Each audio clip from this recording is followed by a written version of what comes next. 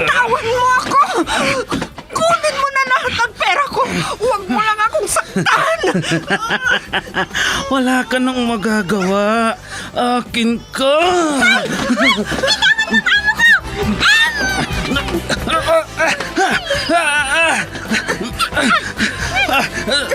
Sino kang pumulupot sa likod ko? Bumaba ka dyan.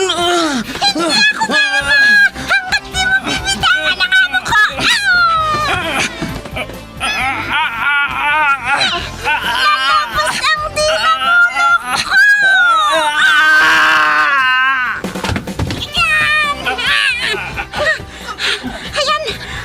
Natumba na siya, madam! Salamat, Pepita! Salamat! Super Pipita, ang balikbayan na OFW, survivor mula Iraq, palaban sa hirap at nakahandang magsakripisyo sa ikabubuti ng karamihan, kabilang sa mga naturingang bagong bayani ng bansa. Super Pipita, isang dula na kung saan inyong mapapakinggan ang iba't ibang pakikipagsapalaran ng isang OFW. Super Pipita, mula sa Lovelet Artist and Talent Center Drama Productions, handog sa inyo ng #1 and most trusted radio network in the country, Bombo Radio Philippines. Basta Radio Bombo.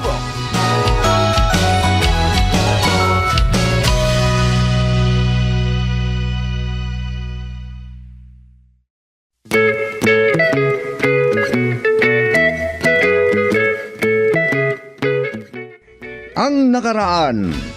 Nagtaka si Valentin nang marinig niyang nagkakatuwaan ang kanyang mga kasama sa trabaho. Iyon pala ang araw ng pagka-promote ni Jana bilang assistant manager ng kumpanya. Napansin niyo ni Romualdo na presidente ng kumpanya ang pagkadismaya ni Val. Kaya pinatawag ito sa kanyang opisina. Sinisi niya si Pepita kung bakit pinagalitan siya ng kanyang boss. Kahit ganun pa man na naiinggit si Val sa promotion ni Jana. Nagawa pa niyang ilibre ang binata. Pinaunlakan din ng dalagang binata na mamasyal silang dalawa. Pero binawi din ng dalaga ang paanyaya ni Val dahil may pupuntahan silang meeting ng kanyang among matanda. Nagselo si Val, kaya ibinaling ang kanyang galit kay Pepita. At ngayon, narito ang karugtong ng kwentong pinamagatang Madali Lang Yan! Dito sa ating dula, Super Pepita!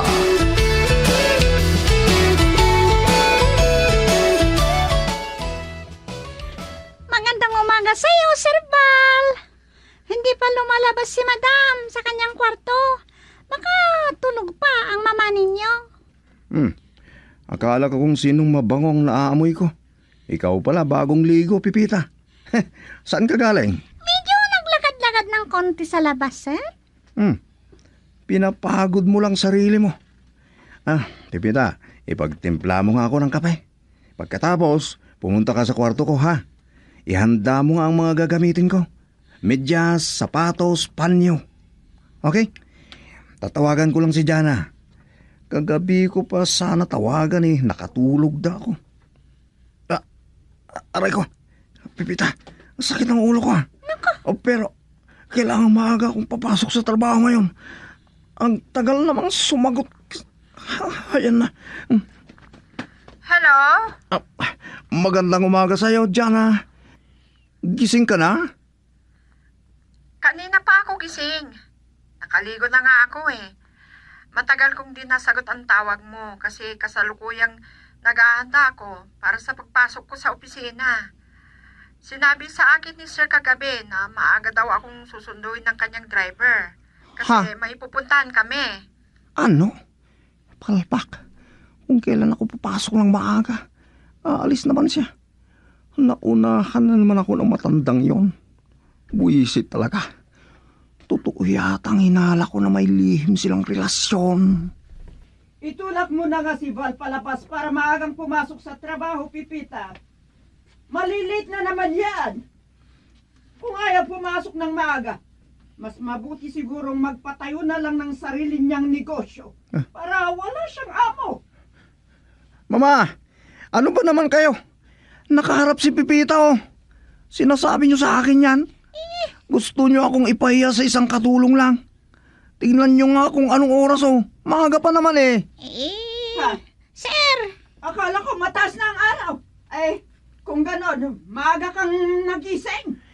Kasi ang gusto ko maaga akong papasok ngayon. Pero umagang umaga pa oh. Buwisit tuloy ako. Makaligo na nga.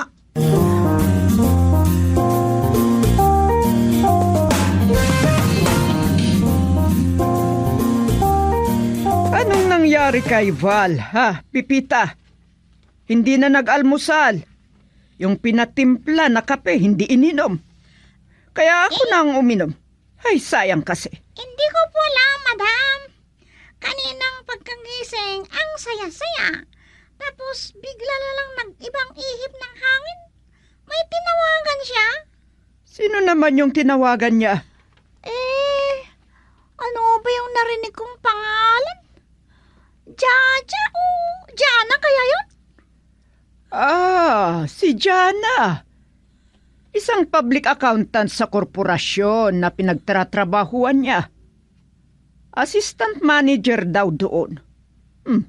Mabilis na na-promote. Matalino kung ganon, madam.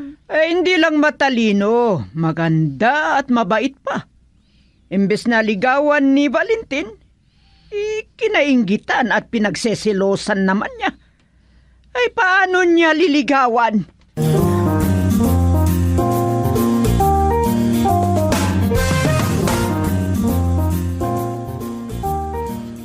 Hindi nakakapagtaka kung bakit malayo ang iyong narating.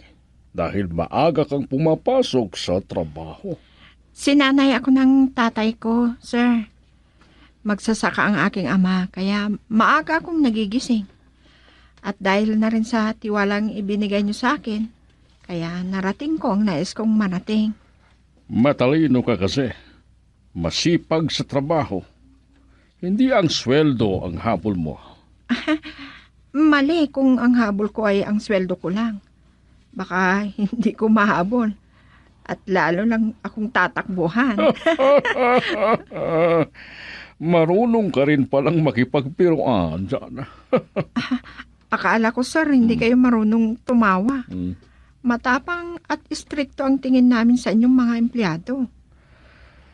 Depende yan sa sitwasyon. Ay siya nga pala, tawagan mo nga si Val. Baka late na namang pumasok yon. Opo, sir.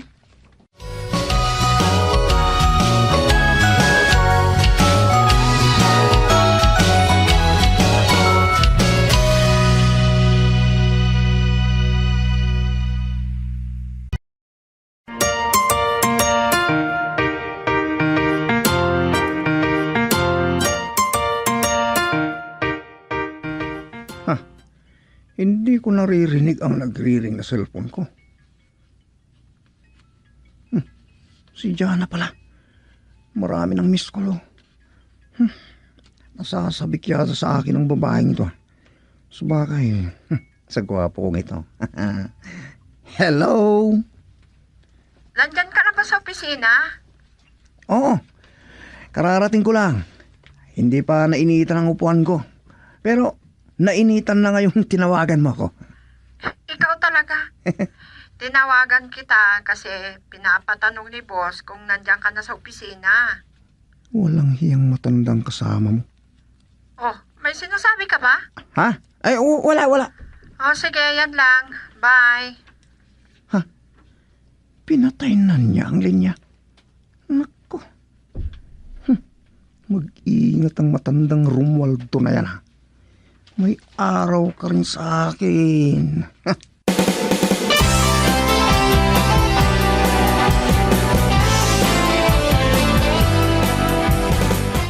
Pipita, tumawag sa akin yung kaibigan ko na galing Europe. May party daw na maganap sa isang function hall. At inimbitahan niya kaming mga kaibigan niya. Sige po, madam. Mag-isa na naman ako dito sa bahay. Kung gusto mo sumama ka na sa akin. Ay, huwag na po, madam. Makakahiya. Magtatrabaho na lang po ako dito. Sige. Bahala ka. Pero kung naiinip ka, pwede kang lumabas, mamasyal ka. Baka kasi gabihin ako ng uwi.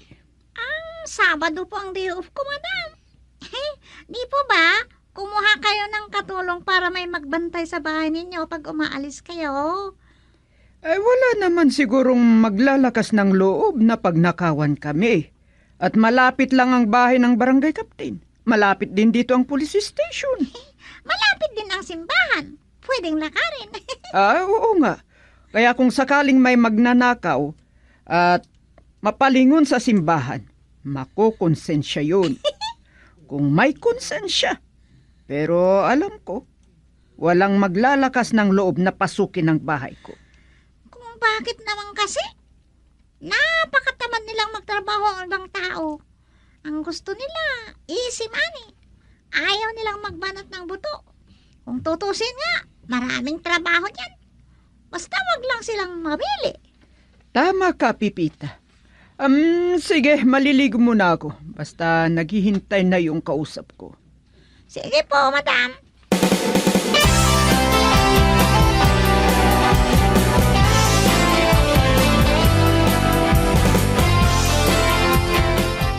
Masama talagang pakiramdam ko. Noong nalaman kong magkasamang matandang yun at si Jana. Anong ibig sabihin nito? Umiibig ako kay Jana? Hindi. Matalino at magaling. Makipagkaibigan. Masayang kausap. Gusto ko lang siyang paglaruan.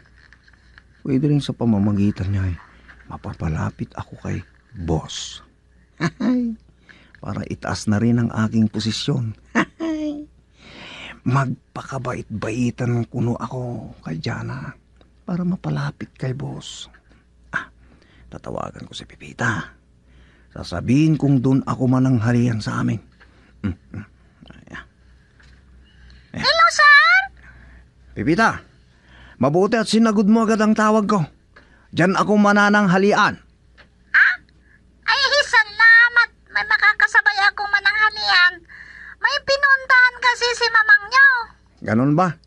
O sige, bye. Kasabay ko pala si Pipita sa pagkainan mamaya. Di parang magnobyo kami.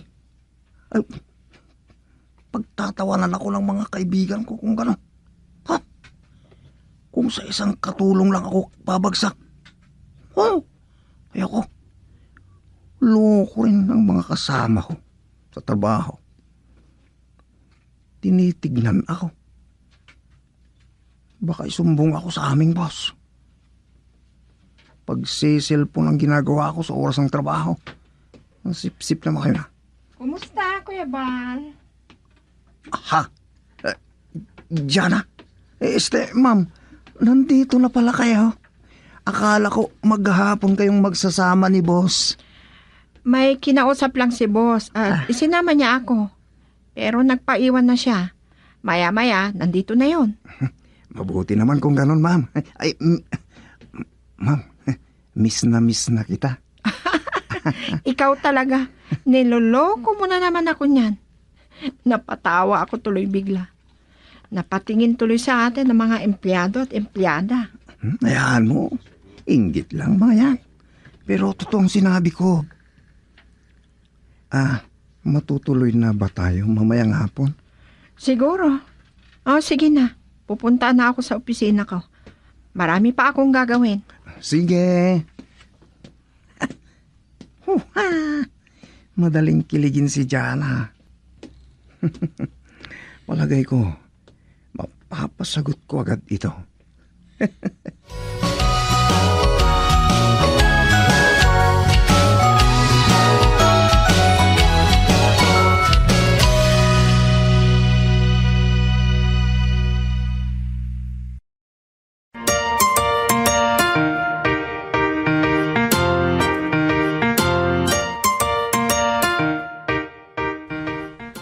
Ano ba naman si Sir Bal?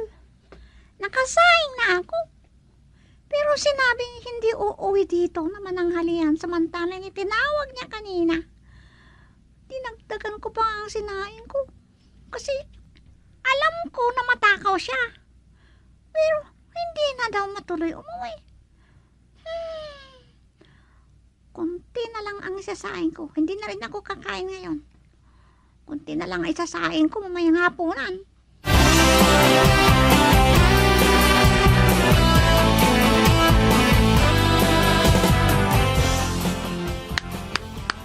Very good, very good.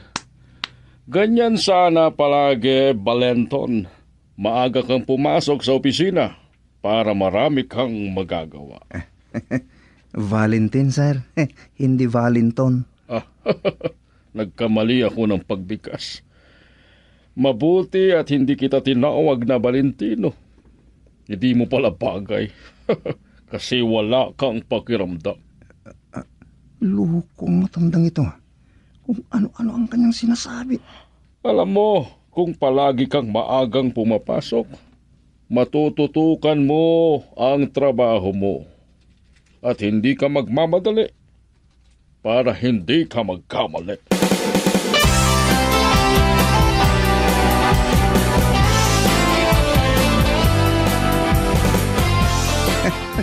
Sa wakas, sumama ka sa akin, Jana. Daig ko pang isang nanalo sa loto dito, Milyonaryo ka na niyan, Kuya Val. Pwede ka nang magpatayo ng sarili mong negosyo. Madali lang yan kung gugustuhin ko. Matagal lang sinabi ni Mama na magpapatayo ng sariling negosyo. Yun naman pala eh. Yan ang mangyayari kung magkanobya ako ng kagaya mo na matalino. Marami naman yan. Marami kaming nakapasa sa board exam bilang CPA. Oo, hindi ko naman sila kilala. Whereas biro, masaya ako dahil ang kasama ko ngayon ay isang assistant manager ng aming kumpanya. At kung hindi ako nagkakamali, baka malapit na rin maging presidente.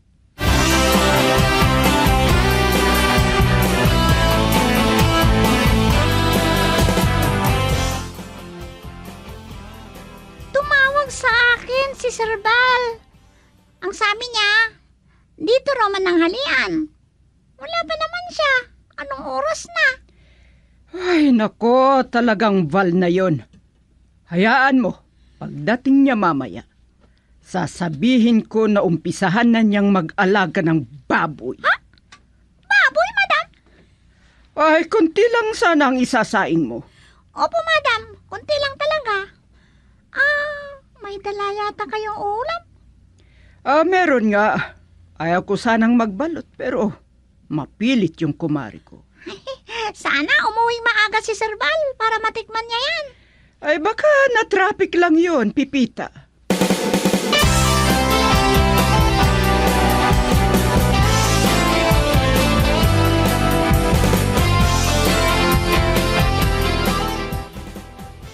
And another call si Jana. May kausap siya sa cellphone. Nobyo kaya niya yun? Wala naman siyang nababanggit na nobyo niya. Pero maraming nangliligaw sa kanya.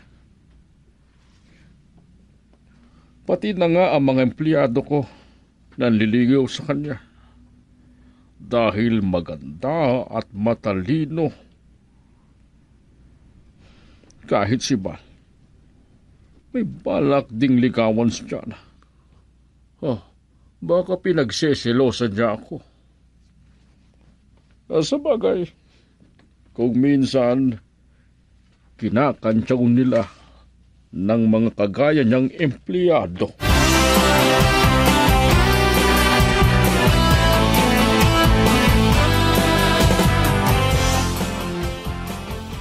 Hindi pa nga ako nakakapagpahinga sa pamamasyal natin. Hayan ka na naman. Kasalanan ko ba? Kung miss kita. Gusto na kasing magkaroon ng apo si Mama. Ano? Di kausapin mo si Charmaine. Halata naman na may gusto siya sa'yo. Alam mo, Ayaw kong katabi sa lamesa yun.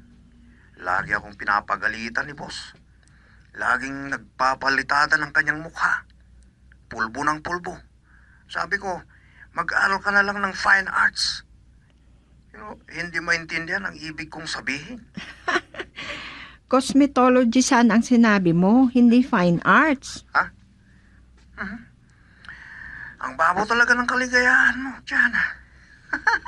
Napapatawa talaga kita agad. Anong gusto mo? Magagalit ako. Ay, may sasabihin sana ako sa'yo. Mabagal ka palang magpatakbo ng sasakyan. Ha? Bakit may sasakyan ba ako? Sige, bibili nga ako. Nakakahiya naman sa'yo. Sige na, dahil tumatawag ang nobyo ko.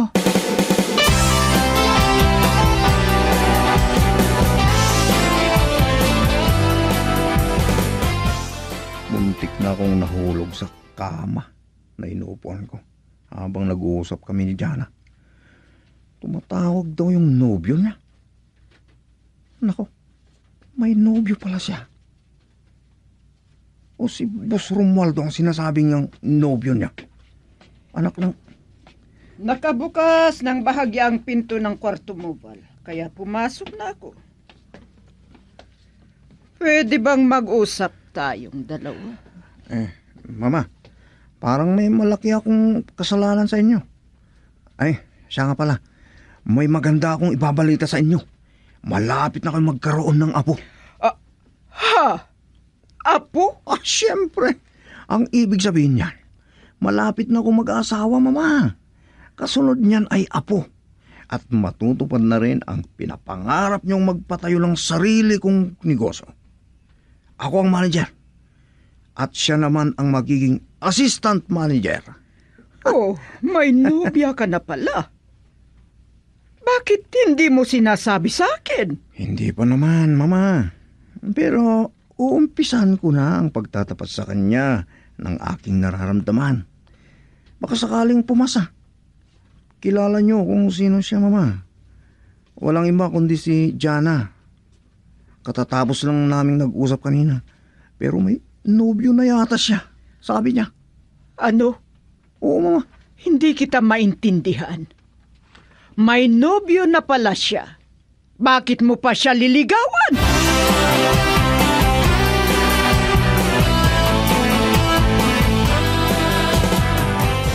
Lokang pipita na yon. Maliit na bagay. Isinumbong na ako.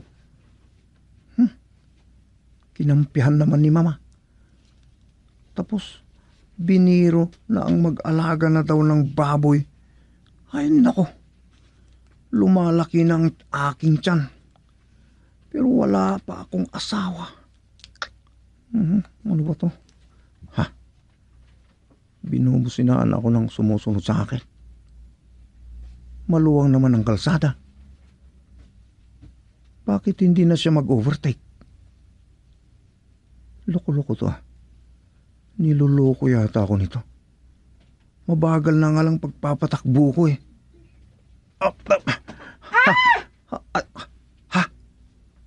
May sumigaw. Babae ang driver? Hoy! Nagpapahabol ka ba kay kamatayan? Parang si Jana naman. Si matandang Romualdo. Hoy! Anak ng... Papahabol ka ba kay kamatayan? Magkasama sila ni Jana. Ano ang ibig sabihin nito?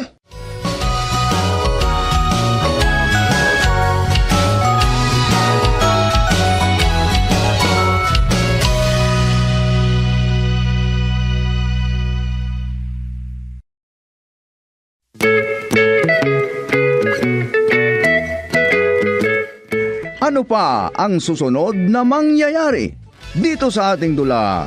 Super Pipita! Inihahandog sa inyo ng #1 and most trusted source of news and information, Bombo Radio Philippines. Basta Radio, Bombo!